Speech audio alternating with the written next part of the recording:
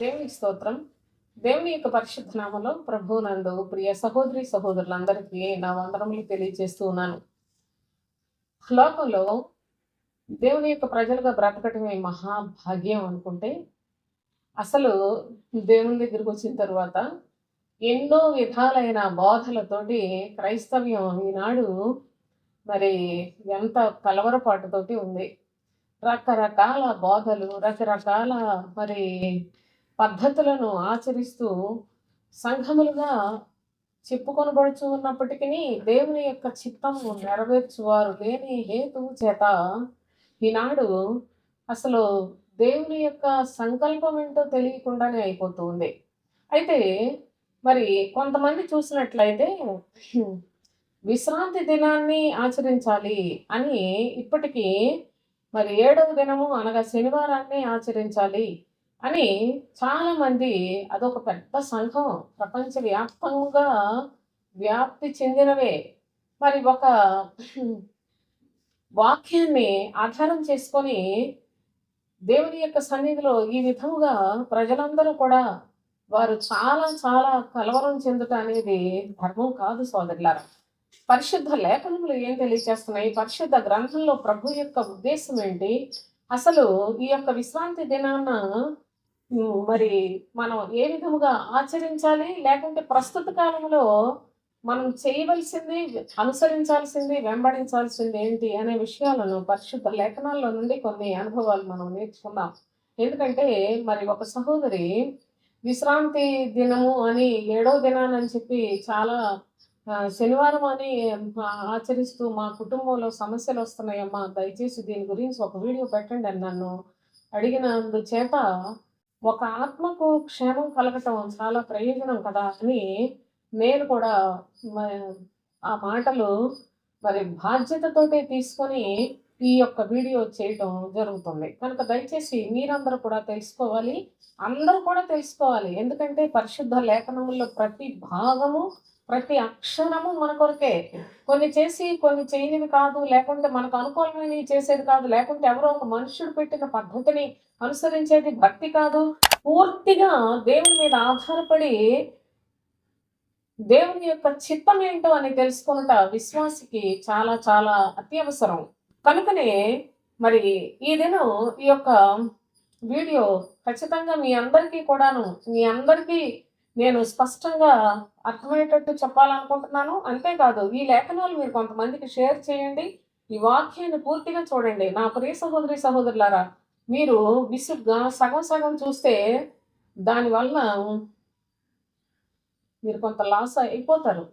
కనుక విసిగిపోయేది కాదండి. మన బ్రతుకు భారం, మన యొక్క బ్రతుకులో మనం చేసేది, మన ప్రతి మనుషులకి దాసులుగా బ్రతుకుతూ మన జీవితకాలం అంతా కూడా వృధా చేసుకుంటున్నాం. కానీ ప్రభు చిత్తాన్ని తెలుసుకొని ప్రభు యొక్క ఇష్టానుసారంగా బ్రతకటం అనేది అది ఒక్కటే మన జీవితంలో మనకు తోడు వచ్చే ఆశీర్వాదం. కనుక గమనించండి, ఈ యొక్క లేఖనాలను చదువుకుందాం. ఆదికాండం మొదటి అధ్యాయం 31వ వచనం చూడండి. దేవుడు తాను చేసినది యావత్తును చూచినప్పుడు అది చాలా మంచిదిగా నుండెను. అస్తమయమును ఉదయమును కలుగగా 6వ దినమాయెను. చూడండి, దేవుడు తాను చేసినది యావత్తును చూశాడు. అప్పటికి 6 దినములు ప్రభువు తన యొక్క ఉద్దేశపూర్వకముగా మొదటి దినాన, 2వ దినం, 3వ దినం, 4వ దినం, 5వ దినం, 6వ దినం అని ప్రతి దినాన్ని ఏ ఏ పనులు చేయాలో, సృష్టిని ఏ విధముగా మరి జరిగించాడో అదంతా కూడా వ్రాసి 31వ వచనంలో చెప్పాడు. దేవుడు తాను చేసినది యావత్తును చూచినప్పుడు అది చాలా మంచిదిగా ఉండెను. అస్తమయమును ఉదయమును కలుగగా 6వ దినం ఆయన. కనుక ఆయన 6 దినాల్లో సమస్త సృష్టిని కూడా సృజించెను అనే సత్యాన్ని మీరు తెలుసుకోనండి. అయితే 2వ అధ్యాయం మొదటి 2 వచనాలు కూడా చూద్దాం. ఆకాశమును భూమిని వాటిలో ఉన్న సమస్త సమూహమును సంపూర్తి చేయబడెను. దేవుడు తాను చేసిన తన పని 7వ దినములోగా సంపూర్తి చేసి, తాను చేసిన తన పని అంతటి నుండి 7వ దినమున విశ్రమించెను. 7వ దినమున విశ్రమించెను అని చెప్పాడు. కనుక మీరు ఈ మాటను చాలా జాగ్రత్తగా గుర్తుపెట్టుకోవాలి. చూడండి, దేవుడు 6 దినములలో తన పని అంతటిని, తన పని అది దేవుని యొక్క పని. ఆయన తన పనిని సంపూర్తి చేసి, తాను చేసిన తన పని అంతటిని ఆ పని అంతటిని పూర్తి చేసుకొని 7వ దినమున విశ్రమించెను. కాబట్టి దేవుడు ఆ 7వ దినమును ఆశీర్వదించి పరిశుద్ధపరచెను అని చెప్పాడు. 7వ దినమును విశ్రమించాడు. 7వ దినాన ఆశీర్వదించి పరిశుద్ధపరచెను అని ఏలయనగా దానిలో దేవుడు తాను చేసినట్టియు సృజించినట్టియు తన పని అంతటి నుండి విశ్రమించెను అని చెప్పాడు. కనుక ఆది యందు ప్రభువైన తండ్రి సృష్టి క్రమమునంతటిని 6 దినముల్లోగా సంపూర్తిగా సృజించి 7వ దినమున విశ్రమించి ఆ 7వ దినమును పరిశుద్ధపరచాడట, ఆశీర్వదించాడట. కనుక ఈ యొక్క అనుభవాన్ని మీరు చాలా మరి మరి ఇంతవరకు మీరు విని ఉండొచ్చు వీటి గురించి. కానీ ప్రత్యేకంగా ఈ వీడియోని మీరు జాగ్రత్తగా చూసినట్లయితే అసలు ప్రస్తుతం జరుగుతున్నది ఏంటో కూడా మీకు అర్థం అవ్వాలి.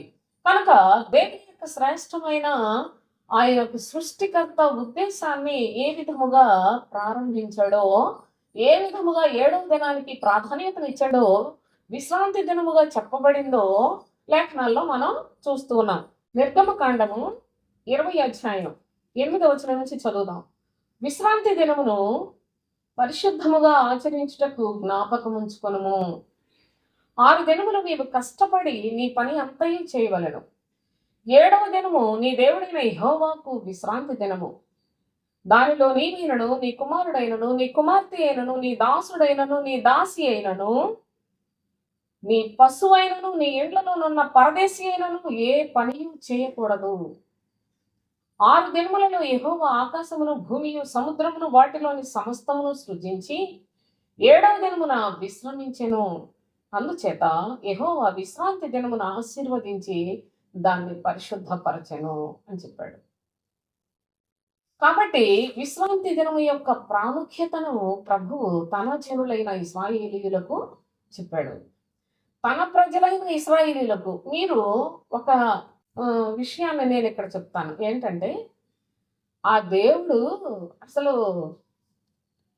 ఎంత కిరాతకుడో, ఎంత క్రూరుడో, మరి అన్ని జనుల్ని మొత్తం దేవతలని పడగొట్టేయాలట. అన్నిటినీ మరి ఆయన ఎన్ని ఉన్నాయో బైబిల్లో అలాంటి మాటలు అని బైబిల్ గురించి మతోన్మాదులు దాన్ని ఇష్టానుసారంగా వాళ్ళ నోటికొచ్చినట్టు మాట్లాడుతున్నారు. కానీ సోదరులారా, నిజముగా దేవుడు పరిశుద్ధ గ్రంథంలో ఎవరికి రాశాడు? ఈ ఆజ్ఞలు, ఈ కట్టడలు, ఈ నియమాలు, ఈ నిబంధనలు ఎవరికి రాశాడు? ఆది నుండి తాను ఏర్పాటు చేసుకున్న తన జనులైన అబ్రహాము, ఇస్సాకు, యాకోబు వారి యొక్క సంతతి అయిన ఇశ్రాయేలుకు వారికి మాత్రమే ఈ కట్టడలు, ఆజ్ఞలు, ధర్మశాస్త్రం ఇవన్నిటిని కూడా ఆయన విధించాడు. మరలా ప్రభువైన యేసుక్రీస్తు లోకములోనికి వచ్చినంత వరదాకా ఆయన ఇశ్రాయేలీయులకు దేవుడుగానే ఉన్నాడు. ఇశ్రాయేలీయులకు మాత్రమే దేవుడు. ఆయన ఇశ్రాయేలీయులను తన స్వజనము, తన స్వకీయ జనము అని చెప్పుకున్నాడు. ప్రతిష్ఠిత జనము అని చెప్పుకున్నాడు. ప్రభువైన యేసుక్రీస్తు కాలము సంపూర్ణమైనప్పుడు ఆయనను లోకములోనికి పంపించి ఆ కుమారుని యందు సర్వలోకమును కూడాను ఆయన కనికరించాడు. అప్పుడు పెట్టాడా? అప్పుడు ఏమన్నా కానీ దేవుడు మరి పాత నిబంధనలో, ధర్మశాస్త్ర కాలంలో ఉన్న నియమాలు కొత్త నిబంధనలో లేవే. అయితే దేవుని యొక్క ప్రజలు నడుచుకోవలసిన పద్ధతులను వారికి నేర్పించాడు. అయితే ఈనాడు వాళ్ళు ఏం మాట్లాడుతున్నారో వాళ్ళకి తెలియదు, ఎందుకు మాట్లాడతారో తెలియదు. వాళ్ళ స్వనాశనాన్ని కోరుకుంటూ చాలా చాలా అసభ్యకరమైన భాష మాట్లాడుతూ, ఏది మన నోరు ఉంది కదా ఇష్టానుసారంగా మాట్లాడుకుంటున్నారు. చాలా చేటు తెచ్చుకుంటున్నారు సోదరులారా. సరే, మన యొక్క భాగంలో చూసినట్లయితే విశ్రాంతి దినము అనగా ప్రభు 6 దినములు పనిచేసి 7వ దినమున విశ్రాంతి తీసుకొని దాన్ని ఆశీర్వదించి పరిశుద్ధపరిచి తన ప్రజలైన ఇశ్రాయేలీయులకు కూడా ఏం చెప్పాడంటే, మీరు విశ్రాంతి దినాన్ని పరిశుద్ధంగా ఆచరించాలి. దాని యొక్క ఉద్దేశాన్ని తండ్రి స్పష్టంగా చెప్పాడు. 6 దినములలో యెహోవా ఆకాశమును, భూమియు, సముద్రమును, వాటిలో సమస్తమును సృజించి 7వ దినమున విశ్రమించాడు. అందుచేత యెహోవా విశ్రాంతి దినమును ఆశీర్వదించి దాన్ని పరిశుద్ధపరచాడు. కనుక మీరు కూడా ఆ యొక్క విశ్రాంతి దినమందు ఏ పని చేయొద్దు. 6 దినములు మీరు కష్టపడి మీ పనంతా చేసుకోండి. 7వ దినమున అది పరిశుద్ధంగా మీరు ఆచరించాలి అని చక్కగా తన ప్రజలకు తెలియచేశాడు. అయితే నిర్గమకాండం 31వ అధ్యాయంలో 12వ వచనం నుంచి చూడండి. మరియు యెహోవా మోషేతో ఇట్లా నీవు ఇశ్రాయేలీయులతోను నిజముగా నేను నియమించిన విశ్రాంతి దినములను ఆచరింపవలెను. మిమ్మల్ని పరిశుద్ధపరచు యెహోవాను నేనే అని తెలుసుకున్నట్లు అది మీ తరతరములకును నాకును మీకును గురుతగును అని చెప్పాడు. విశ్రాంతి దినములను పరిశుద్ధంగా ఆచరించాలి. ఎలాగంటే మిమ్మల్ని పరిశుద్ధపరచు యెహోవాను నేనే. 6 దినాలు పనిచేసుకోండి, 7వ దినము విశ్రాంతి దినము. ఆ దినమున నేను మిమ్మలను పరిశుద్ధపరిచే దినము కనుక ఇది మీకును నాకును గురుతగును అని తెలుపుతూ ఇంకా ఏం చెప్పాడంటే, కావున మీరు విశ్రాంతి దినము ఆచరింపవలను. నిశ్చయముగా అది మీకు పరిశుద్ధము. దానిని అపవిత్రపరచువాడు తన ప్రజలలో నుండి కొట్టివేయబడను. 6 దినములు పనిచేయవచ్చును, 7వ దినమున యెహోవాకు ప్రతిష్ఠితమైన విశ్రాంతి దినము. ఆ విశ్రాంతి దినమున పనిచేయు ప్రతివాడును తప్పక మరణశిక్ష నొందును అని చెప్పాడు. మరణశిక్ష కూడా పొందుతాడు అని చెప్పాడు. 7వ దినము విశ్రాంతి దినం అని చెప్పి ఆ దినాన పనిచేస్తే మరణశిక్ష నొందుతారు అని తన ప్రజలైన ఇశ్రాయేలీయులకు ప్రభువు మోషే ద్వారా, దైవజనుడైన మోషే ఆయన మధ్యవర్తిగా పెట్టుకుని ఆయన ద్వారా తెలియచేస్తున్నాడు. ఇశ్రాయేలీయులు తమ తరతరములకు విశ్రాంతి దినాచారమును అనుసరించి ఆ దినమును ఆచరింపవలెను. అది నిత్య నిబంధన, నాకును ఇశ్రాయేలీయులకును అది ఎల్లప్పుడూ గుర్తయ్యుండును. ఏలయనగా 6 దినములు యెహోవా భూమి ఆకాశములను సృజించి 7వ దినమున పని మాని విశ్రమించనని చెప్పుము అని తెలియచేశాడు. కనుక ప్రభువు రూఢిగా తన యొక్క ప్రజలకు ఇంత కఠినముగా భయభక్తులు కలిగి జీవించడానికి విశ్రాంతి దినాన పనిచేస్తే మరణశిక్ష విధించబడుతుందని కూడా చెప్పాడు. అంటే చాలా భయం కలిగి విశ్రాంతి దినాన్ని ఆచరించండి, అది మీకు పరిశుద్ధమైనది, నేను మిమ్మల్ని పరిశుద్ధపరచువాడను, ఆ దినం మీరు ఏ పని కూడా చేయడానికి వీల్లేదు అని చెప్పి దేవాతి దేవుడు తెలియచేశాడు. అంతేకాదు అది నిత్య నిబంధన అని చెప్పాడు, అది తరతరములకు కట్టడం అని చెప్పాడు, అది ఒక గురుతో అని చెప్పాడు. కనుక ఈ యొక్క విశ్రాంతి దినము యొక్క ప్రాధాన్యత ఎంత మరి దేవుని దృష్టిలో విలువ కలిగిందో కూడా మీరు గమనించాలి. సరే, లేవీకాండం 26వ అధ్యాయం 2వ వచనాన్ని చదువుకుందాం. నేను నియమించిన విశ్రాంతి దినములను మీరు ఆచరింపవలెను. నేను నియమించిన విశ్రాంతి దినములను మీరు ఆచరింపవలెను. నా పరిశుద్ధ మందిరమును సన్మానింపవలెను. నేను యెహోవాను అని తెలియజేశాడు. ఇశ్రాయేలీయులకే చెప్తున్నాడు. ఈ యొక్క కట్టడలు, నియమములన్నీ కూడా, ఆజ్ఞలన్నీ కూడా దేవుడు ఇశ్రాయేలీయులకు తెలియజేశాడు. మళ్ళీ ఒకసారి చదువుదాం. నేను నియమించిన విశ్రాంతి దినములను మీరు ఆచరింపవలెను. నా పరిశుద్ధ మందిరమును సన్మానింపవలెను. నేను యెహోవాను అని ఎన్నోసార్లు రాయబడి ఉన్నది. కానీ నేను మీకు పరిశుద్ధ లేఖనములు 1000 సంవత్సరముల చరిత్ర అంతా మనం ఒక పద్ధతి ప్రకారం నేర్చుకోవటానికి చెప్పుకోగలం. కానీ సోదరులారా, మొత్తం అంతా వివరించి చెప్పాలంటే అది ఎవరి వశం కూడా కాదు, చాలా కష్టం. అది కాకుండా అసలు అంత వినగలిగిన మనస్సుతో, అంత సావధానంగా వినే మనస్సు కలిగిన వారు కూడా చాలా తక్కువ మంది ఉంటారు. నేనైతే దీని గురించి చాలా స్పష్టంగా నేర్చుకున్నాను.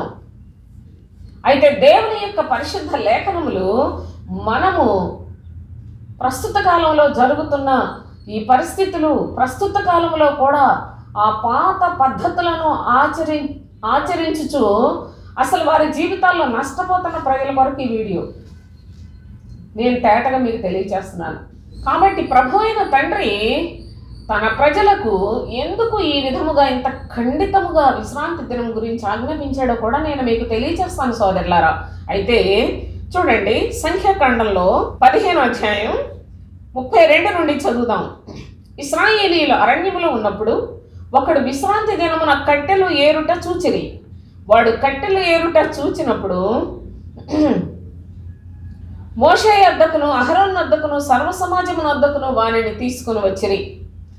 వానికి ఏమి చేయవలనో అది విసిదపరచబడలేదు గనక వానిని కావలిలో ఉంచిరి. విశ్రాంతి దినమున కట్టెలు ఏరాడట. కట్టెలు ఏరినందుకు ఆ వ్యక్తిని మోషే దగ్గరికి అహరోను దగ్గరికి తీసుకొని వచ్చారు. 35వ వచనం చూడండి. తరువాత యెహోవా ఆ మనుష్యుడు మరణశిక్ష అందవలెను అని చెప్పాడు. సర్వ సమాజము పాళము వెలుపల రాళ్లతో వాని కొట్టి చంపవలనని మోషేతో చెప్పాను. ఇది చదువుతాడు ఎవడో ఒక మూర్ఖుడు, చదివి అదిగో రాళ్లతో కొట్టి చంపేశాడండి, ఎంత క్రూరుడు, అసలు దేవుడేం దేవుడండి అని మాట్లాడతారు. ఎవరికి చెప్పాడు? ఆయన మంచి తండ్రి కనుక తన పిల్లలకు క్రమశిక్షణ నేర్పుకుంటున్నాడు. తన పిల్లలు ఒకరిని చూసి ఒకడు చెడిపోకుండా వారికి ఒక క్రమమైన పద్ధతిలో జీవించటానికి ప్రభువు చాలా చాలా నియమములు పెట్టాడు సోదరులారా. అయితే విశ్రాంతి దినాన ఏ పని చేయొద్దు అని ప్రభువు ముందే చెప్పాడు. చేస్తే మరణశిక్ష విధించబడుతుందని కూడా చెప్పాడు. చెప్పినది ఆజ్ఞ. ఆజ్ఞను మీరిపోకూడదు. మీరిపోతే ఖచ్చితంగా శిక్ష అమలు చేయబడుతుంది. ఇక్కడ కూడా విశ్రాంతి దినాన ఏ పని చేయొద్దు, నీ దాసుడు కాదు, దాసి కాదు, కుమారుడు కాదు, కుమార్తె కాదు, ఏ ఒక్కళ్ళు కూడా ఏ పని చేయకూడదని ప్రభువు చెప్పిన తరువాత ఈ వ్యక్తి కట్టెలేరుకుంటున్నాడట. కట్టెలేరుతున్నాడు. మరి ఏం చేయాలి ప్రభు అన్నప్పుడు తండ్రి చెప్తున్నాడు, వానిని పాళము వెలుపటికి తీసుకుని వెళ్ళిపోయి రాళ్లతో కొట్టి అతన్ని చంపేయండి అన్నాడు. కాబట్టి యెహోవా మోషేకు ఆజ్ఞాపించినట్లు సర్వ సమాజము పాళము వెలుపలికి వారిని తీసుకొని పోయి రాళ్లతో వాని చావగొట్టెను. మొత్తం అందరూ కలిసి రాళ్లతోటి కొట్టి చంపేశారు అని. కట్టెలేరుకోవడం అది పెద్ద పాపమా అండి అని మనకి కూడా ఒక సందేహం కలుగుతుంది. కానీ దేవుని యొక్క ఆజ్ఞను అతిక్రమించుట పాపము. ప్రభువు చెప్పిన ప్రకారముగా చేయవలసిందే. ఆ కాలంలో దేవుడు ఏ ఆజ్ఞనిచ్చాడో దాన్ని నిశ్చయముగా పాటించవలసిందే సోదరులారా. అది పరిశుద్ధ దినం అన్నాడు. ఇతన్ని గనక ఏమి చేయకపోతే వీడిని చూసి మరి ఒకడు ఇలాగే తయారవుతారు. చివరికి దేవుని యొక్క ఆజ్ఞ పనికి రాకుండా అందరూ కూడా అతిక్రమించిన వారు అయిపోతారని తండ్రి చెడుతనాన్ని వెంటనే రూపు మాపడానికి ఈ శిక్షను విధించినట్లుగా కూడా దేవుని యొక్క పరిశుద్ధ లేఖనాల్లో మనం చూస్తూ ఉన్నాం. అయితే చూడండి, నెహెమ్యా గ్రంథంలో 9వ అధ్యాయం 14వ వచనం. వారికి నీ పరిశుద్ధమైన విశ్రాంతి దినమును ఆచరింపను ఆజ్ఞ ఇచ్చి నీ దాసుడైన మోషే ద్వారా ఆజ్ఞలను కట్టడలను ధర్మశాస్త్రమును వారికి నియమించితివి. వారి ఆకలి తీర్చుటకు ఆకాశము నుండి ఆహారమును, వారి దాహము తీర్చుటకు బండలో నుండి ఉదకమును తెప్పించితివి.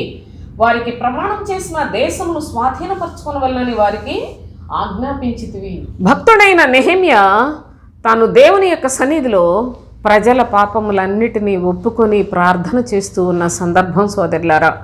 ఈ యొక్క అధ్యాయం మీరు చూసినట్లయితే నెహెమ్యా ప్రార్థన చేస్తూ దేవుని యొక్క సన్నిధిలో ఆది నుండి కూడా నిజము అసలు ఎంత మనోవేదనతోటి ఈ అధ్యాయంలో ఆయన చేసిన ప్రార్థన మీరు ఓపిక ఉండి చదువుకోగలిగితే అధ్యాయం అంతా చదవండి. 10వ అధ్యాయంకి వచ్చేటప్పటికల్లా మేము ఒప్పుకొని చెప్పిన దానిని బట్టి దేవుని దగ్గర ఒప్పుకున్నాం అని చెప్తాడు. పితరుల కాలం నుండి ఏ విధముగా వారు తిరుగుబాటు చేస్తూ వచ్చారో, ఏ విధముగా దేవుని యొక్క ఆజ్ఞలను మీరిపోయారో, ఆయన కనికరాలు, ఆయన తన యొక్క మరి భక్తులకు చేసిన నిబంధన వాగ్దానము అనగా అబ్రహాం, ఇస్సాకు, యాకోబులతో చేసిన నిబంధనను కొనసాగిస్తూ ఏ విధంగా వచ్చాడో, ప్రజలెంత తిరుగుబాటు చేస్తూ ఉన్నారో వాటన్నిటినీ ఎంత చక్కగా ప్రార్థన చేశాడో. ఈ రోజుల్లో కూడా ఏదో ప్రార్థన అని చెప్పేసి ఏం చేస్తున్నారో ఎంత భయంకరమో. కానీ నిజముగా మనం దేవుని సన్నిధిలో వేడుకొనవలసిన విధానాన్ని భక్తుడు ఎంత చక్కగా తెలియజేశాడు. మీరు దయచేసి 9వ అధ్యాయం అంతా చదవండి.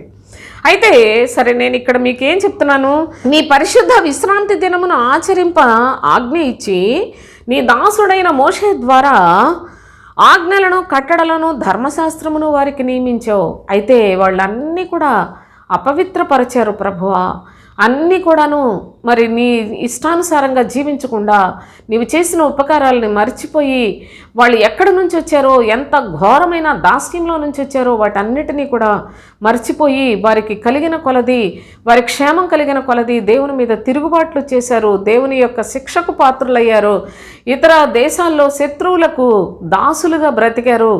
అయినప్పటికీ కూడా ఇంకా నువ్వు కనికరాన్ని చూపక మానలేదు అంటూనే దేవుని సన్నిధిలో ఎంత ప్రాధేయపడి ఎంత చక్కగా దోషములను ఒప్పుకొని పితరుల కాలం నుండి కూడా మరి భక్తుడు ఎంత మనోవ్యాకులతతో దేవుని సన్నిధిలో వేడుకొని ఆయన దయపొంది ఉన్నాడో కూడాను మనం ఈ భాగంలో చూడొచ్చు. అయితే మరి దేవుని యొక్క ధర్మశాస్త్రాన్ని, దేవుని యొక్క ఆజ్ఞలను కట్టడం, విశ్రాంతి దినము యొక్క ప్రాధాన్యతను చాలా చక్కగా తండ్రి అయిన దేవుడు తెలియచేస్తూ వచ్చాడు. దాన్ని అనుసరించిన వారు తక్కువ మంది, దాని యొక్క అనగా దేవుని యొక్క ఆజ్ఞల మీద తిరుగుబాటు చేసిన వారు విస్తారమైన ప్రజలుగా కూడా లేఖనాల్లో మనం చూస్తున్నాం. అందుకే ప్రభు పాలుతేనెలు ప్రవహించు దేశాన్ని ఇస్తాను అని వాగ్దానం చేసినప్పటికీ బయలుదేరిన వారిలో కనీసం అసలు భయభక్తులు లేకపోగా ఇద్దరు మాత్రమే పూర్ణ హృదయంతో ప్రభువును అనుసరించి వారు పాలుతేనెలు ప్రవహించే దేశంలోనికి ప్రవేశించారని కూడా లేఖనాలు మనకు తెలుసు. కనుక దేవుని యొక్క శ్రేష్టమైన నామములో మనకు ప్రభువు అనుగ్రహించుచున్న కొలది ఆయన యొక్క చిత్తమును గ్రహించి ఎప్పటికీ ఏ కాలానికి ఏ విధమైన మాటలు మాట్లాడి ఏ విధంగా ప్రజలను ఆయన క్రమపరుచుకుంటూ దేవుని యొక్క ఇష్టానుసారులైన ప్రజలుగా జీవింపచేయడానికి ఇన్ని నియమములను ఏర్పాటు చేసి ఉన్నాడో కూడా మీరు మరి ఈ యొక్క లేఖనాలలో గ్రహించాలి. అయితే మరి యొక్క అనుభవాన్ని కూడా మనం చదువుకుందాం. యెషయా గ్రంథం 56వ అధ్యాయం 2వ వచనం చూడండి. నేను నియమించిన విశ్రాంతి దినమును అపవిత్రపరచకుండా దానిని అనుసరించుచు ఏ కీడు చేయకుండా తన చేతిని బిగబట్టుకునివాడు ధన్యుడు. ఆ ప్రకారము చేసి దాన్ని రూఢిగా గైకొను నరుడు ధన్యుడు.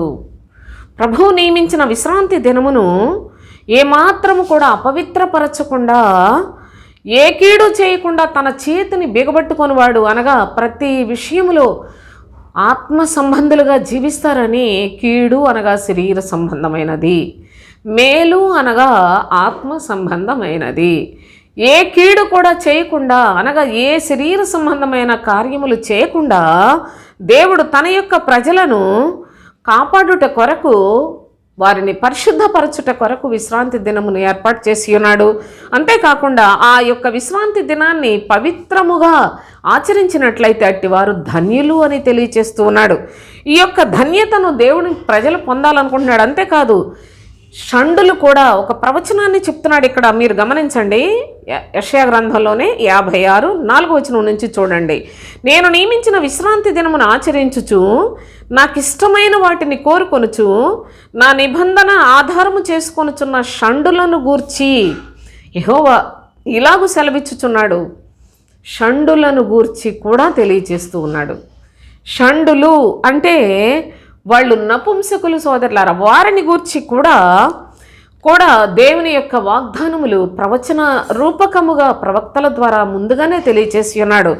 ఆ నపుంసకులైనప్పటికీ వాళ్ళకేం చెప్పాడో తెలుసా? నేను నియమించిన విశ్రాంతి దినమును ఆచరించుచు నాకు ఇష్టమైన దాన్ని కోరుకొనుచు నా నిబంధనను ఆధారము చేసుకొనుచున్న షండులు వారికి ఏం చెప్పాడు? నా ఇంటిలోనూ నా ప్రాకారములో ఒక భాగము వారికి ఇచ్చేదను. కొడుకులు కూతుళ్ళు అనిపించుకున్నట కంటే, చూడండి, కొడుకులు కుమార్తెలు అని అనిపించుకున్నట కంటే శ్రేష్టమైన పేరు వారికి పెట్టుచున్నాను. కొట్టివేయబడని నిత్యమైన పేరు వారికి పెట్టుచున్నాను. విశ్రాంతి దినమును అపవిత్రపరచకుండా ఆచరించుచు నా నిబంధనను ఆధారం చేసుకొనుచు యెహోవాకు దాసులై యెహోవా నామమును ప్రేమించుచు ఆయనకు పరిచర్య చేయవలనని ఆయన పక్షమున చేరు అన్యులను. నా పరిశుద్ధ పర్వతమునకు తోడుకొని వచ్చేదను. ప్రవచనాలండి ఇవన్నీ. కడవరి దినాల్లో ఏం జరగబోతున్నాయో వాటన్నిటినీ కూడాను ప్రభువు ప్రవక్త అయిన యెషయా ద్వారా తెలియజేస్తూ ఉన్నాడు. నపుంసకులను జ్ఞాపకం చేసుకుంటాడట. విశ్రాంతి దినాన్ని పరిశుద్ధంగా ఆచరిస్తూ ప్రభు యొక్క నిబంధనను గైకొని వారి విషయంలో అట్టి అన్య ప్రజలను కూడా జ్ఞాపకం చేసుకుంటాడట. వారందరినీ పరిశుద్ధ పర్వతానికి తోడుకొని వస్తాడట. ఇక షండులకైతే కొడుకులు కూతుళ్ళు అనిపించుకున్నట్టు కంటే శ్రేష్టమైన పేరు వారికి పెడతానని చెప్తున్నాడు.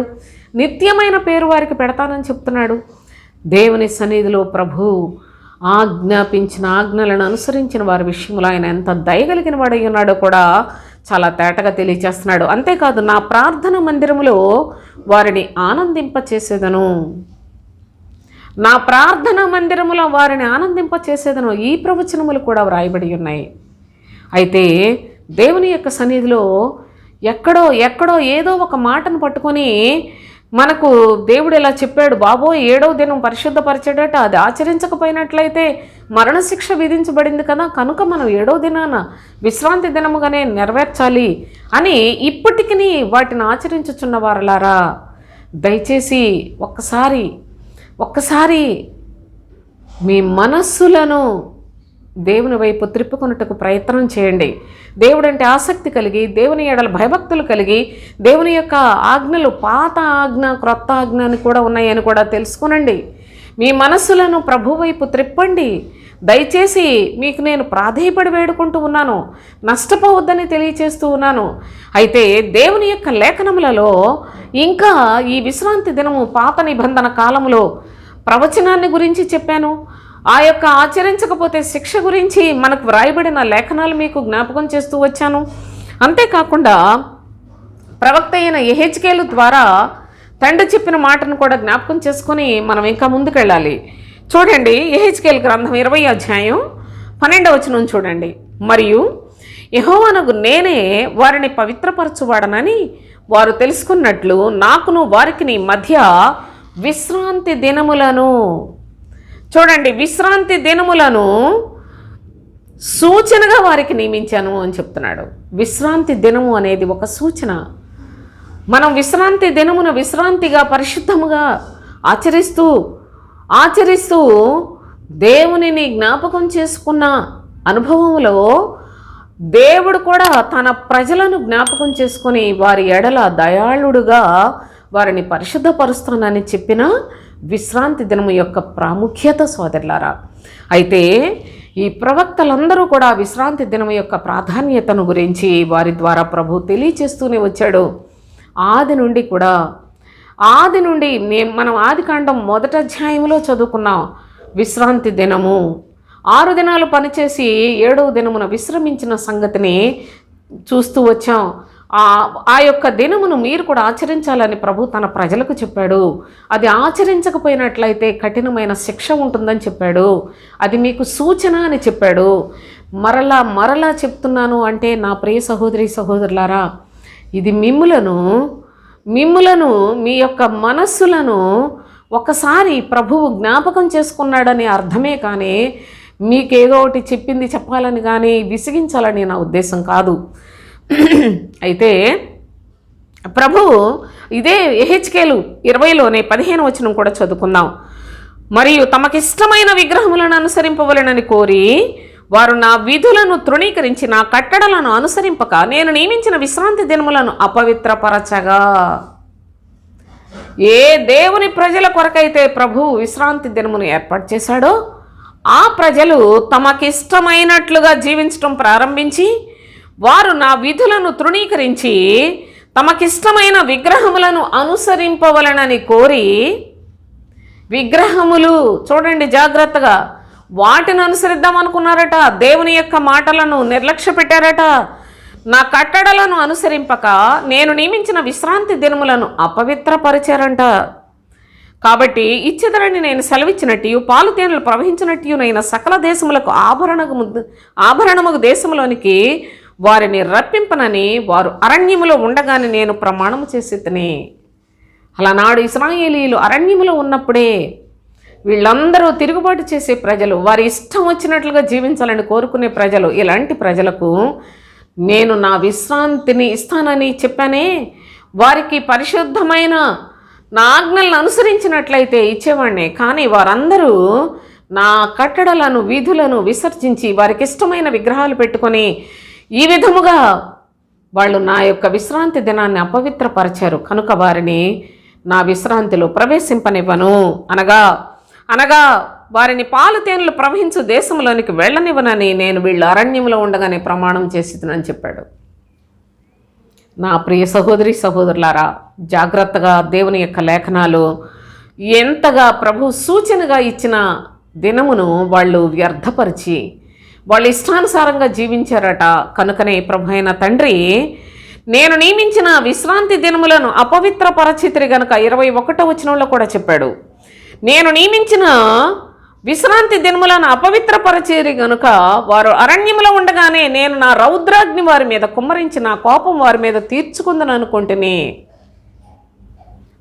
ఇశ్రాయేలీలు అరణ్యంలో ఉన్నప్పుడు అక్కడ జరిగిన పరిస్థితులు, దేవుని ప్రజలు చేసిన తిరుగుబాటు, ప్రభు యొక్క మనస్సును దుఃఖపెట్టిన పద్ధతి, తండ్రి అయిన దేవుని యొక్క ప్రేమను వారు తృణీకరించిన పద్ధతిని మొత్తాన్ని ఆయన తన ప్రవక్త అయిన యెహెజ్కేలు కాలంలో యెహెజ్కేలుతో చెప్పుకుంటూ ఉన్నాడండి. నన్ను వాళ్ళు ఎంత బాధ పెట్టారో, కానీ నేను మాట తప్పని దేవుడును కనుక నేను వారిని ఆ విధముగానే భరిస్తూ వచ్చాను. శిక్షించినంత వరకు శిక్షిస్తూనే, నా యందు భయభక్తులు కలిగిన వారిని కాపాడుకుంటూనే ఇప్పటి వరకు కూడా నా ప్రజలందరినీ నేను అబ్రహాం, ఇస్సాకు, యాకోబులకు చేసిన ప్రమాణాన్ని నెరవేర్చుకుంటూనే వచ్చానని ఆయన తన బాధను తన ప్రవక్త నిజంగా నరపుత్రుడైన యెహెజ్కేలుతో చెప్పుకుంటూ ఆయన యొక్క మనస్సులో సంగతులను నేటికి మనము గ్రహించినట్లుగా తెలియచేస్తూనే ఉన్నాడు. సోదరులారా, దేవుని యొక్క పరిశుద్ధమైన మాట, ఆజ్ఞ, ఆ ఆజ్ఞను తిరస్కరించి జీవించుట అనేది ఎంత శాపకరమైందో కూడా దయచేసి మీరు ఆలోచన చేయండి. అయితే ప్రభు అయిన తండ్రి మరి ఆయన ఎన్నో మార్లు ఆయన బాధనంతా ప్రవక్తల ద్వారా వ్యక్తం చేస్తూనే వస్తూ ఉన్నాడు. పూర్తిగా నాశనం చేయలేడు. ఆయన మాట ఇచ్చి నెరవేర్చు దేవుడని ఆయనకు పేరు. నిత్యము నీ సంతానాన్ని నేను జ్ఞాపకం చేసుకుంటానని మన పితరుడైన అబ్రహాంతో ప్రమాణం చేసి ఉన్నాడు. ఆ ప్రమాణం సూర్యుడు చంద్రుడు ఉన్నంత వరకు కూడా నెరవేర్చుతానని ప్రమాణం చేశాడు. కానీ దేవుని యొక్క ప్రజలు అనగా అబ్రహాం సంతానం అని చెప్పుకుంటున్న వారే ప్రభువు మీద తిరుగుబాటు చేసి ఆయన ఆజ్ఞలను విసర్జించి ఆయన విశ్రాంతి దినములను అపవిత్రపరిచినప్పుడు ప్రభు బహుగా బాధపడినట్లుగా కూడా ప్రవక్తకు తెలియచేస్తూ ఉన్నాడు. దానికి తగినంత కఠినమైన శిక్షలు కూడా రౌద్రాగ్ని అన్నాడు. రౌద్రాగ్నిని కూడా వారి మీద కుమ్మరించాడు. అయితే వారిలో కూడా భయభక్తులు కలిగిన వారిని కాపాడుకుంటూ సంరక్షిస్తూనే వచ్చిన పరిస్థితులు కూడా లేఖనాల్లో మనం చూస్తున్నాం. ఈ విధముగా దేవుడు తన యొక్క ప్రజల ఎడల చేసిన ఆ యొక్క మరి నిబంధనను వాళ్ళు తృణీకరించినట్లుగా కూడా వారు పోగొట్టుకున్నట్లుగా కూడా మనం చూస్తూ ఉన్నాం. అయితే మరి ఇంతవరకు విశ్రాంతి దినము గురించి మనం మాట్లాడుకున్నాం. విశ్రాంతి దినము పాత నిబంధన కాలములో ఏ విధముగా అనుసరించాలని దేవుడు ఆజ్ఞాపించి ఉన్నాడో కూడా మనం ఇంతవరకు జ్ఞాపకం చేసుకున్నాం. ప్రవక్తలకు ఏ విధముగా తెలియచేశాడో కూడా మనకు కొన్ని లేఖనాలు చదువుకున్నాం సోదరులారా. అయితే మరి ప్రభు అయిన తండ్రి తన ప్రియకుమారుడైన క్రీస్తు యేసునందు ఆయన మనకు నిర్ణయించిన విధానాన్ని కూడా మనం నేర్చుకోవలసిన వారమై ఉన్నాం. చూడండి, మత్తయి సువార్త 28వ అధ్యాయం 1వ వచనం చూడండి. విశ్రాంతి దినము గడిచిపోయిన తరువాత ఆదివారమున, దయచేసి జాగ్రత్తగా చూడండి, విశ్రాంతి దినము గడిచిపోయిన తరువాత ఆదివారమున తెల్లవారుచుండగా మగ్దలేనే మరియయు వేరొక మరియయు సమాధి చూడవచ్చిరి అన్నాడు. విశ్రాంతి దినము గడిచిపోయిన తరువాత ప్రభువైన యేసుక్రీస్తు శరీరధారిగా ఈ లోకంలోనికి వచ్చాడు. 30 సంవత్సరములప్పుడు బాప్తిస్మం పొందాడు. అక్కడ నుండి స్వార్థ ప్రకటించాడు. సమాజ మందిరాల్లో ఎక్కడ పడితే అక్కడ జనసమూహముల మధ్యలో ఆయన అనేక ప్రాంతములకు, పల్లెటూళ్లకు వెళ్ళి స్వార్థ ప్రకటించాడు. అయితే తన శిష్యులు ఏకాంతంగా ఉన్నప్పుడు వాళ్లకు అన్ని సంగతులు తెలియచేస్తూ ఆయన ఏ విధముగా చనిపోతాడో తెలియచేశాడు, తిరిగి లేస్తాడు అనే సత్యాన్ని కూడా తన శిష్యులకు తెలియచేస్తూనే వచ్చాడు. అయితే ప్రభు చనిపోయి తిరిగి లేచిన ఆ యొక్క దినమును మనము జ్ఞాపకం చేసుకుంటూ ఉన్నాం. విశ్రాంతి దినము అని చెప్పాడు కనుక ప్రభు అయిన దేవుడు ఇప్పటికీ కూడా మనం విశ్రాంతిని ఆచరించాలి, విశ్రాంతి దినాన్ని పాటించాలి అనుకుంటున్నారే, అలాంటి బోధలు చెప్పుకుని వారలారా, అలాంటి బోధల చేత మీ మనస్సులు పాడు చేసుకుని వారలారా, దయచేసి ఈ భాగాన్ని చూడండి. తండ్రి యొక్క కుమారుడు ద్వారా మనకు దేవుడు కలుగు చేసిన విడుదలను జ్ఞాపకం చేసుకునండి. మీరు యేసు ప్రభువుని ఆరాధిస్తారు, యేసు ప్రభు అనే మాట్లాడుకుంటూ ఉంటారు, పాత నిబంధనలో పద్ధతులను ఆచరిస్తారు. ఇది ధర్మమేనా? పాత నిబంధనలో విశ్రాంతి దినాన ఒక్క పని చేస్తేనే చంపేశారు కదా, అలాగే ఈనాడు ఈ విశ్రాంతి దినాన్ని పాటించి శనివారాన్ని పాటించే వాళ్ళని మీరు చేసిన పాపాలకి మిమ్మల్ని ఎన్నిసార్లు చంపేయాలండి? మీరు చేసిన చెడ్డ కార్యాలకు ఎన్నిసార్లు చంపేయాలి? వాటినేమో విడిచిపెట్టేసి ఆచారాలు చేస్తారా? ఒకసారి దేవుని యొక్క లేఖనాలను జ్ఞాపకం చేసుకునండి. విశ్రాంతి దినము గడిచిపోయిన తరువాత ఆదివారమున తెల్లవారుచుండగా అన్నాడు. విశ్రాంతి దినము గడిచిపోయిన తరువాత ఆదివారం యొక్క ప్రాధాన్యత ఎంత స్పష్టంగా మనకు తండ్రి దాచిపెట్టినట్లు లేఖనాలు భద్రపరిచి మనకు అనుగ్రహిస్తూ ఉన్నాడు. ఆదివారం యొక్క ప్రాధాన్యత మీకు ఇంకా తెలుసుకోకపోయినట్లయితే ఎంత నష్టపోతారో కూడా చూడండి. అది మీ ఇష్టం. మాకు నష్టమే కావాలి, ఆచారమే కావాలి అనుకుంటే అది కూడా మీ ఇష్టమే. అయితే దేవుని యొక్క పరిశుద్ధ నామములో విశ్రాంతి దినము గడిచిపోయిన తరువాత ఆదివారమున తెల్లవారుచుండగా మగ్దలేనే మరియా, వేరొక మరియా ఇద్దరు కూడా సమాధిని చూడవచ్చిరి అని తెలియచేస్తున్నాడు. మత్తయి సువార్త 17వ అధ్యాయంలో 22-23 వచనాలు చదువుకుందాం. వారు గలిలయలో సంచరించుచుండగా యేసు, మనుష్య కుమారుడు మనుషుల చేతికి అప్పగింపబడబోచున్నాడు, వారు ఆయనను చంపుదురు, 3వ దినమున ఆయన లేచునని వారితో చెప్పగా వారు బహుగా దుఃఖపడిరి. ప్రభువు ఆయన గలిలయ ప్రాంతంలో సంచరించుచూ ఉన్నప్పుడు మనుష్య కుమారుడు మనుష్యుల చేతికి అప్పగింపబడబోచున్నాడు, వారు ఆయనను చంపుదురు అని ప్రభు తన యొక్క శిష్యులకు తెలియచేస్తూ ఉన్నాడు. 3వ దినమున ఆయన తిరిగి లేస్తాడు అని చెప్పాడు. తిరిగి లేచిన దినము గురించి ఆదివారము అని ప్రభువు సంబోధిస్తూ ఆయన కార్యాన్ని స్పష్టముగా తెలియచేస్తూ ఉంటే పాత పద్ధతిని అనుసరిస్తామని చెప్పుకొనుట ధర్మమేనా? దేవుని యొక్క లేఖనాలను నమ్ముతారా? లేకపోయినట్లయితే మీరు ఆచార సంబంధమైన భక్తులుగానే మిగిలిపోతారా లోకంలో? ఆలోచించుకోవాలి సోదరులారా. దేవుని యొక్క సన్నిధిలో రకరకాల బోధల చేత మనుషులందరూ కూడాను సాతాను వాడే అందరినీ త్రోవ తప్పించే పద్ధతులు బోధిస్తూ ఈనాడు అనేక సంఘములలో ఈ ఆచారాన్ని పాటించి, విశ్రాంతి దిన ఆచారాన్ని పాటించి వాళ్ళందరూ కూడాను దారి తప్పిన క్రైస్తవులుగా ఉన్నారు అని నేను మీకు రూఢిగా తెలియచేస్తూ ఉన్నాను. ప్రభువు 3వ దినాన తిరిగి లేస్తానని చెప్పాడు. యేసుక్రీస్తు నమ్మరా మీరు? ఆయన మాటను నమ్మరా? తండ్రి తన ప్రియకుమారుని లోకమునకు రక్షకుడుగా పంపించిన సంగతిని నమ్మరా? కుమారుని యందు విశ్వాసం ఉంచే పద్ధతులను అనుసరించరా? దేవుని యొక్క వాక్యము తెలియజేస్తోంది, నేను చనిపోతాను, నన్ను చంపేస్తారు, 3వ దినాన్ని తిరిగి లేస్తాను అన్నాడు. తిరిగి లేచినది ఆదివారం అని ఎన్ని లేఖనముల్లో వ్రాయబడింది చూడండి. మత్తయి సువార్త 16వ అధ్యాయంలో 21వ వచనం చదువుదాం. అప్పటి నుండి తాను యెరూషలేమునకు వెళ్ళి పెద్దల చేతను, ప్రధాన యాజకుల చేతను, శాస్త్రుల చేతను అనేక హింసలు పొంది చంపబడి 3వ దినమున లేచిన అగత్యమని యేసు తన శిష్యులకు తెలియచేయి మొదలుపెట్టగా, యేసు తన శిష్యులకు చెప్తున్నాడు. ఎప్పటి నుండి అనగా పేతురు నీవు దేవుని కుమారుడవైన క్రీస్తువు, సజీవుడైన దేవుని కుమారుడవైన క్రీస్తువు అని చెప్పినప్పటి నుండి పెద్దల చేతను, ప్రధానుల చేతను, యాజకుల చేతను, శాస్త్రుల చేతను అనేక హింసలు నేను పొందాలి, వాళ్ళు నన్ను చంపేస్తారు, మూడవ దినాన తిరిగి లేచుట అగత్యమని తన శిష్యులకు తెలియచేయ మొదలు పెట్టగా, మూడవ దినాన్ని తిరిగి లేస్తానని చెప్పాడు. అది మీరు గ్రహించరా? ఆ తర్వాత 20వ అధ్యాయం చూడండి, మత్తయి సువార్త 20వ అధ్యాయం 17 నుండి చదువుకుందాం.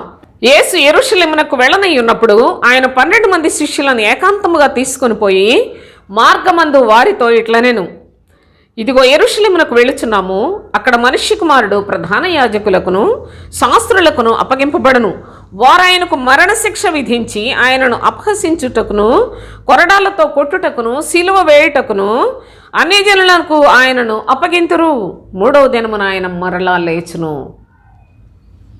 నా ప్రియ సహోదరి సహోదరులారా, మత్తయి సువార్త ఎప్పటి నుండి ప్రభు తన మరణాన్ని గురించి శిష్యులకు తెలియచేస్తున్నాడో 3 అనుభవాలు మనం ఇక్కడ చదువుకున్నాం.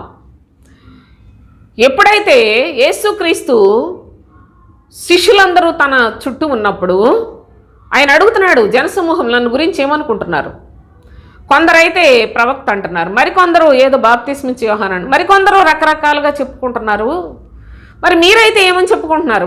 మీరైతే నన్ను ఏమనుకుంటున్నారు అన్నప్పుడు పేతురు, నీవు సజీవుడైన దేవుని కుమారుడైన క్రీస్తువు అన్నాడు.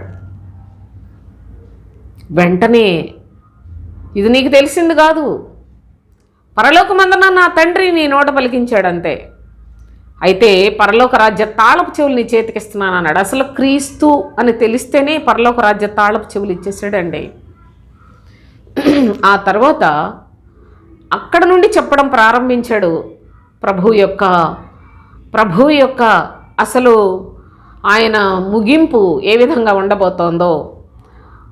మొదటిగా సువార్త అంతా కూడా ప్రభు సువార్త ప్రారంభించిన నాటి నుంచి మనుషులందరూ ఏ విధముగా దేవుని వైపు వారి మనసులు త్రిప్పబడాలో ప్రకటించాడు. కానీ ఎప్పుడైతే నీవు క్రీస్తు అని చెప్పాడో అప్పటి నుండి ఆయన మరణమును గురించి తెలియజేయడం ప్రారంభించాడు. కనుకనే ఈ యొక్క ప్రభువు శిష్యులతో చెప్పిన మాటలలో మూడవ దినాన తిరిగి లేస్తానని ఇంత తేటగా తెలియచేస్తే, ఆ మూడవ దినము గురించిన ఈ యొక్క అనుభవం ప్రభువు, ఆయన శిష్యులు, కొంతమంది స్త్రీలకు కూడా విశ్వసించిన మరికొంతమంది కూడా మధ్య మధ్యలో వింటూ ఉన్నారు. కనుక వారు ఆ మనస్సులో భద్రం చేసుకొని మూడవ దినాన విశ్రాంతి దినము గడిచిపోయిన వెంటనే ఆదివారమున కొంతమంది స్త్రీలు దేవుని యొక్క మాటను నమ్మి ఆయన తిరిగి లేస్తానని చెప్పాడు కనుక సమాధి దగ్గరికి వెళ్ళినట్లుగా మనం చూస్తున్నాం. ప్రభు మాట నమ్మలేకపోతున్నారా? ఆదివారము యొక్క ప్రాధాన్యతను తెలుసుకోలేకపోతున్నారా? నా ప్రియ సహోదరి సహోదరులారా, ఈ ప్రాధాన్యత కలిగిన దినమే గనుక ప్రస్తుత కాలంలో ఆదివారం కూడా లేకుండా చేద్దాం అనుకునే ఆలోచనలోనే మొన్న నేను ఏదో ఒక వీడియో చూశాను. ఆదివారం మార్చేసి శుక్రవారం పెడదాం అనుకుంటున్నారు అన్నది ఏదో ఒక వీడియోలో నేను చూశాను సోదరులారా. అంత పూర్తిగా చూడలేదు. అయితే గమనించండి, సృష్టి అంతా కూడా లయమైపోయే దినాల దగ్గరకు వస్తున్నాయి. ఇంకా పాత పద్ధతులు పట్టుకొని వేలాడుతున్నారే, మీరు ఎంత నష్టపోతున్నారో కూడా ఆలోచన చేయండి. అయితే మార్కు సువార్త 8వ అధ్యాయం 31, మరియు మనుష్య కుమారుడు అనేక హింసలు పొంది పెద్దల చేతను, ప్రధాన యాజకుల చేతను, శాస్త్రుల చేతను ఉపేక్షింపబడి చంపబడి 3 దినములైన తరువాత లేచుట అగత్యమని ఆయన వారికి బోధింపనారంభించెను. ఎంత స్పష్టంగా లేఖనాల్లో మనకు తండ్రి వ్రాసి పెట్టాడో చూడండి, ఎంత చక్కగా చెప్తుందో చూడండి వాక్యం. మరియు మనుష్య కుమారుడు అనేక హింసలు పొందాలి, పెద్దల చేతను, ప్రధాన యాజకుల చేతను, శాస్త్రుల చేతను ఉపేక్షింపబడి చంపబడి 3 దినములైన తర్వాత లేచుట అగత్యము అని చెప్తున్నాడు. అంతేకాదు, యోహాను సువార్త 20వ అధ్యాయం 1వ వచనం చదువుకుందాం. ఆదివారమున ఇంకనూ చీకటిగా ఉన్నప్పుడు మగ్దలేనే మరియా పెందల కడ సమాధి యొద్దకు వచ్చి సమాధి మీద ఉండిన రాయి తీయబడి ఉండుట చూచెను. కనుక ఆమె పరిగెత్తుకొని సీమోను పేతురు వద్దకును, యేసు ప్రేమించిన మరి ఒక శిష్యుని వద్దకును వచ్చి ప్రభువును సమాధిలో నుండి ఎత్తుకొని పోయిరి, ఆయనను ఎక్కడ ఉంచురో ఎరుగమని చెప్పాను.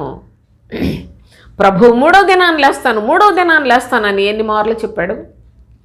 కానీ ఈనాటికి కూడా ఆయన తిరిగి లేచిన దినాన్ని అంగీకరించలేకపోతూ ఉన్నారు. అంటే ఎక్కడ మోసం జరిగింది సోదరులారా? ఎవరు మిమ్మల్ని మోసం చేస్తున్నారు? ఆలోచించేయండి. సర్వలోకములోనూ ఈనాడు ఇంకా విశ్రాంతి దినము 7వ దినము శనివారమే అని ఆచరించు వారందరికీ కూడా ఈ యొక్క వీడియోని మీరు షేర్ చేయవలసిందిగా మిమ్మల్ని వేడుకుంటూ ఉన్నాను. 7వ దినము శనివారము అని చెప్పి ఎంతగా మీరు మోసపోతున్నారు. మీకు బోధించే వాళ్ళు మిమ్మల్ని మోసం చేస్తున్నారు. ఇది సత్యం. నేను బైబిల్ చూపించి చెప్తున్నాను. ఎంత తేటగా చెప్తున్నాడో. ఆదివారము ఇంకను చీకటిగా ఉన్నప్పుడు మగ్దలేనే మరియా పెందలకడ సమాధి దగ్గరికి వచ్చేసిందట. నా ప్రభువు లేస్తాడు 3వ దినాన అని చెప్పాడు. కాబట్టి అందరికంటే ముందు ఫస్ట్ పర్సన్ అండి ఆవిడ.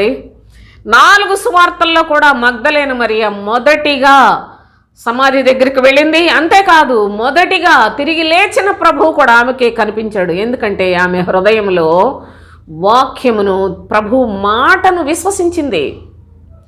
ప్రభువు చెప్పిన మాటను విశ్వసించింది. అపోస్తలులు కూడా, అనగా ప్రభువు శిష్యులు కూడా ముందుగా వెళ్ళలేదు. వాళ్ళతోటి చాలాసార్లు చెప్పాడు ప్రభు, నేను మీకు చూపించాను. కానీ వాళ్ళకంటే ముందుగా కూడా ఈ స్త్రీ వెళ్ళినట్లుగా లేఖనాల్లో చూస్తున్నాం. అంటే వాక్యాన్ని విస్తారముగా ప్రేమించిన మనిషి, నమ్మిన మనిషి, విశ్వాసముతోటి ప్రభు మాటను అంగీకరించిన మనస్సు కలిగిన మనిషి కనుక ఆమె మొదటిగా సమాధి దగ్గరికి వెళ్ళి ఖాళీగా ఉన్న సమాధిని చూసొచ్చి పేతురుతోనూ తర్వాత యోహానుతోనూ చెప్పిందట, అయ్యా సమాధి ఖాళీగా ఉందా, ప్రభువుని ఎక్కడికి పట్టుకుపోయారో ఎక్కడుంచారో. ఆనాడు అంత భయభ్రాంతులతో కూడిన దినములు కనుక సోదరులారా, ఎక్కడో ఎవరో పట్టుకుపోయారేమో, సమాధి ఖాళీగా ఉందని చెప్పి ఆవిడ ఆతృతగా పరిగెత్తుకొని వచ్చేసి ప్రభు శిష్యులతో చెప్పిన అనుభవాన్ని కూడా లేఖనాల్లో మనం చూస్తున్నాం. అయితే ఆదివారము అని ఇంత స్పష్టంగా వ్రాసినా కూడా ఈనాటికి కూడా చూడలేక విశ్రాంతి దినం ఎవరు పెట్టారండి? విశ్రాంతి దినం. నా ప్రియ సహోదరి సహోదరులారా, ఈ విశ్రాంతి దినం అని శనివారం ఆరాధన అని చెప్పి పెట్టుకున్న వాళ్ళు పురాతన కాలం వాళ్ళు కాదే. ప్రభు అయిన యేసుక్రీస్తు వచ్చిన తర్వాత పెట్టిన వాళ్ళే కదా వీళ్ళు. అంటే ఆ యొక్క నియమాన్ని ఎవరైతే పెట్టాడు, ఈ ఆచారాన్ని పెట్టి సంఘాన్ని స్థాపించిన వ్యక్తి అతనిని అనుసరించుచు ఇప్పటికీ కూడా అదే పద్ధతిని అనుసరిస్తున్నారే. మీకు ఒక వ్యక్తి పూజ అంత ప్రాధాన్యతతో కూడిందా? క్రీస్తు మాట మీరు నమ్మరా? క్రీస్తు వాక్యాన్ని మీరు నమ్మరా? నా ప్రియ సహోదరి సహోదరులారా, దయచేసి ఆలోచించేయండి. అంతేకాదు 20వ అధ్యాయంలోని యోహాను సువార్త 20లో 19వ వచనం చదువుకున్నాం. ఆదివారం సాయంకాలమున శిష్యులు యూదులకు భయపడి తాము కూడి ఉన్న ఇంటి తలుపులు మూసుకొని ఉండగా యేసు వచ్చి మధ్యను నిలిచి, మీకు సమాధానము కలుగునుగాక అని వారితో చెప్పాను. ఆదివారం సాయంకాలమే తెల్లవారి లేచాడు ప్రభువు.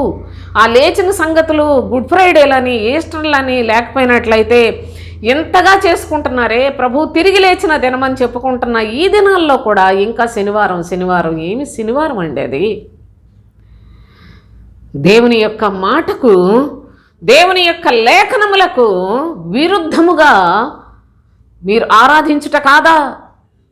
ప్రభు యొక్క దినమని ఇంకా మనకు పూర్తిగా ఈ వీడియో పూర్తిగా కంప్లీట్ అయిన తర్వాత మీకు ఇంకా చాలా విషయాలు తెలుస్తాయి. 19వ వచనంలో చూసినట్లయితే ఆదివారం సాయంకాలమున శిష్యులందరూ కూడుకొని, వాళ్ళు ఆనాడు యూదులు చాలా క్రూరత్వంతో ప్రవర్తించే పరిస్థితులు కనుక తాము కూడి ఉన్న ఇంటి తలుపులు మూసుకొని ఉండగా,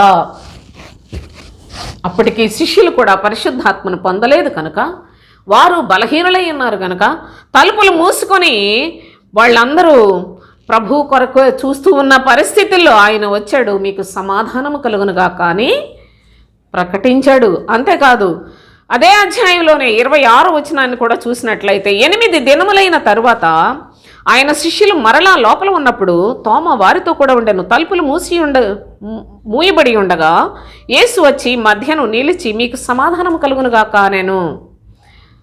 ఆ తరువాత తోమను చూచి, నీ వ్రేలు ఇటు చాచి నా చేతులు చూడుము, నీ చెయ్యి చాచి నా ప్రక్కల ఉంచి అవిశ్వాసివి కాక విశ్వాసివై ఉండుమనెను. 8 దినములు అనగా ఆదివారమునకు 8 దినములు అనగా మరలా ఆదివారము నాడు ప్రభువు శిష్యులను మరలా దర్శించినట్లుగా దేవుని యొక్క పరిశుద్ధ లేఖనాల్లో చూస్తున్నాం. నా ప్రియ సహోదరి సహోదరులారా, జాగ్రత్తగా ఈ లేఖనాలను మీరు కూడా పరిశీలనగా చూడండి. లూకా సువార్త 24వ అధ్యాయం 1వ వచనం చదువుదాం. ఆదివారమున తెల్లవారుచుండగా ఆ స్త్రీలు తాము సిద్ధపరిచిన సుగంధ ద్రవ్యములను తీసుకొని సమాధి వద్దకు వచ్చి, సమాధి ముందర ఉండిన రాయి దొరలింపబడి ఉండుట చూచి లోపలికి వెళ్ళిరి, కానీ ప్రభు అయిన యేసు దేహము వారికి కనబడలేదు. ఆదివారము అని ప్రభువు ఎన్ని చోట్ల మనకు తెలియచేస్తున్నాడో ఒకసారి ఆలోచించండి. వారములకు ప్రత్యేకంగా ఏదో ఒక ప్రాధాన్యతనిచ్చినట్లుగా కాదు సోదరులారా. ఆదివారం యొక్క ప్రత్యేకతను ప్రభువు తిరిగి లేచిన ప్రవచనములన్నిటినీ, వారి యొక్క ప్రవక్తలు చెప్పిన ప్రవచనాలు నెరవేర్చి, తండ్రి యొక్క చిత్తాన్ని నెరవేర్చి, ప్రవక్తల వచనములను లేఖనములను నెరవేర్చి, ఆదివారమున ఆయన మృత్యుంజయుడై తిరిగి లేచిన పరిశుద్ధ పునరుత్థాన శక్తితో కూడిన దినము, పరిశుద్ధ దినముగా దానిని, ప్రభువు దినముగా దానిని ఎన్నిక చేసినట్లుగా కూడా దేవుని యొక్క లేఖనాల్లో మనం గమనిస్తూ ఉన్నాం. చూడండి, ఆ యొక్క అనుభవాలు కూడా మనం చదువుకుందాం. మార్కు సువార్త 16వ అధ్యాయంలో మొదటి 2 వచనాలు చూడండి. విశ్రాంతి దినము గడిచిపోగానే మగ్దలేనే మరియయు, యాకోబు తల్లి అయిన మరియయు, సలోమేయు వచ్చి ఆయనకు పూయవలెనని సుగంధ ద్రవ్యములు కొనిరి. వారు ఆదివారమున పెందలకడ లేచి బయలుదేరి సూర్యోదయమైనప్పుడు సమాధి వద్దకు వచ్చుచుండగా, వారు ఆదివారమున పెందలకడ లేచారండి. అది ఎప్పుడు? ఆదివారం విశ్రాంతి దినము గడిచిపోగానే మనకు స్పష్టత కూడా ఇచ్చాడు. విశ్రాంతి దినము గడిచిపోయిన వెంటనే ఆదివారము ప్రభువు యొక్క పునరుత్థాన దినము. 3వ దినమున తిరిగి లేచిన ప్రభువు యొక్క శక్తిని ఈనాడు విశ్వాసి అనబడిన ప్రతి వారు పొందే దినము సోదరులారా. అది పరిశుద్ధ దినముగా, అది దేవుని యొక్క ఏర్పాటు చేసిన దినముగా, మనకు క్రీస్తు ద్వారా అనుగ్రహించబడిన దినము, ఆయన యొక్క సన్నిధిని శక్తివంతులయ్యే దినము, పరిశుద్ధుడైన ప్రభువు తన వారితో మాట్లాడే దినము సోదరులారా. విశ్రాంతి దినము మీరు గమనించాలి. విశ్రాంతి దినము అది ఆజ్ఞ అనుసరించవలసిన దినము, కానీ పరిశుద్ధ దినము పరిశుద్ధుడైన క్రీస్తు పునరుత్థానము శక్తిని పొందే దినముగా తండ్రి మనకు ఆదివారమును ఏర్పాటు చేసి ఉన్నాడు. మీకు ఇక్కడ ఒక అనుభవాన్ని చెప్తాను. లూకా సువార్త 13వ అధ్యాయం 10వ వచనం చూడండి. విశ్రాంతి దినమున ఆయన యొక్క సమాజ మందిరములో బోధించుచున్నప్పుడు, విశ్రాంతి దినమున ఆయన ఒక సమాజ మందిరములో బోధించుచున్నప్పుడు 18 ఏండ్ల నుండి బలహీనపరచు దయ్యం పట్టిన ఒక స్త్రీ అచ్చట నుండెను. ఆమె నడుము వంగిపోయి ఎంత మాత్రమును చక్కగా నిలువబడలేకుండెను. యేసు ఆమెను చూచి రమ్మని పిలిచి, అమ్మా, నీ బలహీనత నుండి విడుదల పొంది ఉన్నావని ఆమెతో చెప్పగా, ఆమె మీద చేతులుంచగానే ఆమె చక్కగా నిలువబడి దేవుని మహిమపరచెను. యేసు విశ్రాంతి దినమును స్వస్థపరచినందుకు ఆ సమాజ మందిరపు అధికారి కోపముతో మండిపడి, జనసమూహమును చూచి, పని చేయదగిన 6 దినములు కలవు గనుక ఆ దినముల్లోనే వచ్చి స్వస్థత పొందుడి, విశ్రాంతి దినమందు రావద్దని చెప్పాను. అందుకు ప్రభువు వేషధారులారా, మీలో ప్రతివాడును విశ్రాంతి దినమున తన ఎద్దునైనను గాడిదనైనను గాడి నుండి విప్పి తోలుకొని పోయి నీళ్లు పెట్టాను కదా. ఇదిగో 18 ఏండ్ల నుండి సాతాను బంధించిన అబ్రహాము కుమార్తె అయిన ఈమెను విశ్రాంతి దినమందు ఈ కట్ల నుండి విడిపింప తగదా అన్నాడు. వేషధారణ గమనించండి. వేషధారణ మాత్రమే ఈనాడు విశ్రాంతి దినం అనగా ప్రభువైన యేసుక్రీస్తు చనిపోయినంత వరదాకా విశ్రాంతి దినము శనివారముగానే ఏలుబడి చేస్తుంది. విశ్రాంతి దినాన్ని ఎవరు కూడా మందిరానికి రావద్దు, స్వస్థతలు పొందొద్దు, పని చేయదగిన 6 దినాలు ఉన్నాయి అని మాట్లాడాడట సమాజ మందిరపు అధికారి. ప్రభువు మీద కోపగించుకున్నాడట.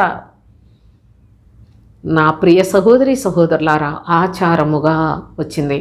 మరి దేవుడైన యెహోవా ఆచారముగా ఎందుకు పెట్టాడు అంటే, ఏది లేనప్పుడు ఏ కట్టడ లేదు, ఏ నియమము లేదు, ప్రజలందరూ విచ్చలవిడిగా తిరిగి పాడైపోరా? ప్రజలందరూ వాళ్ళ ఇష్టానుసారముగా జీవించరా? అందుకని ఆ కాలమందు ప్రభువు విశ్రాంతి దినము అని ఏర్పాటు చేసి భయభక్తులు కలిగి జీవించడానికి ఒక నియమమును ప్రవేశపెట్టాడు, ఒక ఆజ్ఞను విధించాడు. దాని ప్రకారంగా జీవించకపోతే మీకు మరణశిక్ష ఉంటుందని చెప్పాడు. ప్రభువైన యేసుక్రీస్తు లోకములోనికి వచ్చిన తర్వాత విశ్రాంతి దినాన్ని ఆచరించు వారిని చూచి వేషధారులారా అని పిలుస్తూ ఉన్నాడు. వేషధారులారా, అబ్రహాము యొక్క కుమార్తె ఈమె 18 సంవత్సరాల నుంచి బలహీనరాలుగా ఉంది, ఈరోజు నేను స్వస్థపరిస్తే మీకు నష్టమేంటి అని ప్రభు మాట్లాడి, ఆయన ఈ మాటలు చెప్పినప్పుడు ఆయన్ని ఎదిరించిన వారందరూ సిగ్గుపడిరి. ఆనాడు కనీసం జనాలు సిగ్గుపడ్డారట ప్రభువుని ఎదిరించినందుకు. ఈనాడు అదే ఆచారాన్ని పాటిస్తూ సిగ్గుపడిన వారు కూడా లేరు. అదేదో భక్తిగా, వాళ్ళ భక్తి ప్రత్యేకమైనదిగా భావించుకొని ఈనాటికి కూడా ఈ ఆచారాన్ని నెరవేరుస్తూ ఉన్నారే. మీరు ప్రభువుకి విరోధమైన కార్యములు చేయటం లేదా? ప్రభువుని ఎదిరించిన వారు కాదా? ప్రభువు యొక్క చిత్తాన్ని విసర్జించిన వారు కాదా?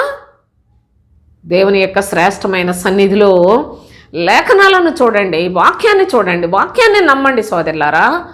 మనుషులు పెట్టిన పద్ధతులే దైవోపదేశములు అనుకొని పెదవులతో దేవుని స్తుతించుటకు అలవాటు పడిపోయిన ఈ కాలమందు మనుషులు పెట్టిన పద్ధతులు అవి తండ్రి చిత్తమేనా గ్రహించేవారు ఎంతమంది ఉన్నారు? అయితే ఈ యొక్క సత్యాన్ని మీరు బహు వివేకం కలిగిన వారై ఈనాడైనా సరే గ్రహిస్తారని ఆశతో ప్రభు అయిన తండ్రి కృప చొప్పున ఈ లేఖనములను మీకు నేను తెలియచేస్తూ ఉన్నాను. మార్కు సువార్త 16:9 చూడండి. ఆదివారము తెల్లవారినప్పుడు యేసు లేచి తాను 7 దయ్యములను వెళ్ళగొట్టిన మగ్దలేని మరియకు మొదట కనబడెను. ఆదివారము తెల్లవారుజామున ఆమె లేచి సమాధి దగ్గరకు వెళ్ళింది. ఆదివారము తెల్లవారినప్పుడు యేసు లేచి తాను 7 దయ్యములు వెళ్ళగొట్టిన మగ్దలేని మరియకు మొదటిగా కనిపించినట్లుగా కూడా పరిశుద్ధ లేఖనాల్లో మనం జ్ఞాపకం చేసుకుంటూ ఉన్నాం. అంత మాత్రమే కాదు, ప్రకటన గ్రంథంలో 1వ అధ్యాయం 10వ వచనం చదువుదాం. ప్రభువు దినమందు ఆత్మవశుడనై ఉండగా, ప్రభువు దినమందు అనగా ఆదివారం నాడు ఆత్మవశుడై అపోస్తులుడైన యోహాను పత్మస్సు లంకలో మరి పరదేశిగా ఉన్న పరిస్థితులను కూడా చూస్తున్నాం. ప్రభువు దినమందు ఆత్మవశుడనై ఉండగా బోరధ్వని వంటి గొప్ప స్వరము ఆయన ద్వారా అనేక సంగతులను చెప్పి వ్రాయించినట్లుగా కూడా లేఖనాల్లో మనం చూస్తూ ఉన్నాం సోదరులారా. ప్రభువు దినము అని చెప్పాడు. ఆ యొక్క ప్రభువు దినమందు దేవుని యొక్క అద్భుతమైన సంగతులన్నిటినీ కూడా భక్తుడికి తెలియచేయటం ప్రారంభించి అనేకమైన అనుభవాలు ప్రకటన ద్వారా వ్రాయించినట్లుగా కూడా మనం లేఖనాల్లో చూస్తూ ఉన్నాం సోదరులారా. కొరింథీయులకు రాసిన 1వ పత్రిక 16వ అధ్యాయం 2వ వచనం చూడండి. నేను వచ్చినప్పుడు చందా పోగు చేయకుండా ప్రతి ఆదివారమున మీలో ప్రతివాడును తాను వర్ధిల్లను కొలది తన యొద్ద కొంత సొమ్ము నిలువ చేయవలెను. ప్రతి ఆదివారము నాడు, ఆదివారం యొక్క స్థితి, ఆదివారము ఈనాడు ప్రభు అనుగ్రహించే విశ్రాంతిని ఈ లేఖనాలలో మనం చాలా విషయాలు నేను మీకు తెలియచేయాలని కూడా కోరుకుంటూ ఉన్నాను సోదరులారా. అయితే మరి నెక్స్ట్ వీడియోలో చాలా స్పష్టంగా మీకు ఇంకా ఈ యొక్క దినము గురించి, అసలు ఈ విశ్రాంతి దినము, అసలు విశ్రాంతి ఏంటి, వీటిని గురించి కొన్ని విషయాలు నేను నెక్స్ట్ వీడియోలో తేటగా మీకు వివరంగా చెప్తాను. అయితే మరి చివరిగా ఒక మాట చదువుకుందాం. అపోస్తుల కార్యములు 20వ అధ్యాయం 7వ వచనం చూడండి. ఆదివారమున మేము రొట్టె విరుచుటకు కూడినప్పుడు పౌలు మరునాడు వెళ్ళనై ఉండగా వారితో ప్రసంగించుచు అర్ధరాత్రి వరకు విస్తరించి మాట్లాడుచుండెను. ఆదివారమున మేము రొట్టె విరుచుట అనే అనుభవాన్ని కూడా పరిశుద్ధ లేఖనాల్లో తండ్రి మనకు ఒక ఆధారాన్ని దయచేశాడు. అయితే శనివారము అనగా విశ్రాంతి దినము అనబడిన ఆ యొక్క దినమునకు మరుసటి దినము ఆదివారమున ప్రభువు తిరిగి లేచాడు. ఆయనను, ఆయన యొక్క పునరుత్థాన శక్తిని, ఆయన అనుగ్రహించు విశ్రాంతి ఎక్కడుంది, ఎవరి ద్వారా ఉంది, ఈ సంగతులన్నిటినీ నెక్స్ట్ వీడియోలో వివరంగా చెప్తాను. మరి ఒకేసారి ఇప్పటికీ చాలా సమయం అవుతుంది కనుక దేవుని యొక్క పరిశుద్ధ లేఖనాలలో మనం స్పష్టంగా తెలుసుకొని కొన్ని మనుషుల పెట్టిన పద్ధతుల నుండి వేరుపరచబడి దేవుని యొక్క నీతి రాజ్యానికి వారసత్వాన్ని సంపాదించుకున్న వారిగా జీవించడానికి మనకు దేవుడు అనుగ్రహించిన ఈ కృప అనగా క్రైస్తవ జీవితంలో నమ్మకమైన వారిగా బ్రతకటానికి రానున్న దినాల్లో లోకంలో ఎటువంటి ఆంక్షలు లోకస్తులు, లోకనాథులు విధించబోతూ ఉన్నారో వేటినైనా ఎదిరించి జయించి వేటి కొరకైనా సరే మనము సిద్ధపడి ఉండగలిగినంత పరిశుద్ధతను సంపాదించుకోవటానికి తగినట్లుగా క్రైస్తవ జీవితము అనగా మంచి పోరాటము కనుక ఈ పోరాటంలో ఓడిపోకుండా నిజమైన క్రైస్తవులుగా క్రీస్తు రాజ్యానికి వారసులుగా జీవించడానికి సిద్ధపడ్డాం. దేవునికి స్తోత్రం. మిగతా సంగతులు నెక్స్ట్ వీడియోలో చూద్దాం. ముగించేస్తాను.